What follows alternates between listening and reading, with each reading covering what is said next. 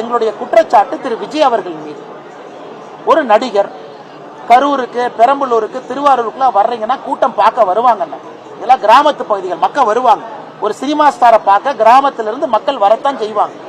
அதுவும் நீங்க மொத்த கரூர் மாவட்டத்துக்கே சேர்த்து ஒரே ஒரு பாயிண்ட். மற்ற அரசியல் கட்சிகள் என்ன பண்றாங்க, சட்டமன்றத்துக்கு ஒரு பாயிண்ட் வைக்கிறாங்க, ஒரு மாவட்டத்துக்கு 5 பாயிண்ட் வைக்கிறாங்க. ஒரே பாயிண்ட் வச்சா 20,000-30,000 பேர் வராம என்ன பண்ணுவாங்க? அதுவும் வீக்கெண்ட்ல வைக்கிறீங்க, சனிக்கிழமை வைக்கிறீங்க. சனிக்கிழமை வைக்கும் பொழுது மக்கள் எல்லோரும் வரத்தான் செய்வாங்க. குழந்தை குட்டியை கூட்டிட்டு வருவாங்க. அது வீக் டேவா இருந்தா குழந்தை கூட்டிட்டு வர மாட்டாங்க. திங்கக்கிழமையோ செவ்வாய்க்கிழமையோ புதன்கிழமையோ குழந்தை டியூஷனுக்கு போகும், படிக்கும்.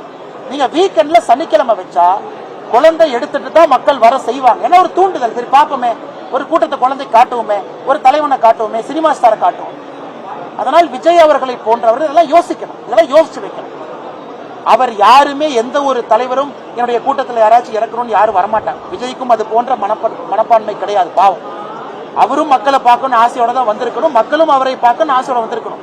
அப்படி இருக்கும் பொழுது ஒரு தலைவனுடைய கடமை, நாம போறனால யாருக்காச்சும் உபத்திரம் ஆகுதா? நம்ம கிட்ட அந்த அளவுக்கு லீடர்ஷிப் டீம் இருக்காங்களா? இப்ப பாரதிய ஜனதா கட்சியோ வேற ஒரு கட்சி எடுத்துக்கிட்டீங்கன்னா ஒரு லீடர்ஷிப் டீம் இருப்பாங்க, செகண்ட் லெவல் லீடர்ஸ் இருப்பாங்க. இன்னைக்கு தமிழக வெற்றி கழகத்தை பொறுத்தவரை இப்பதான் தலைவர்கள் வர்றாங்க, செகண்ட் லெவல் லீடர்ஷிப் டெவலப் ஆகுது.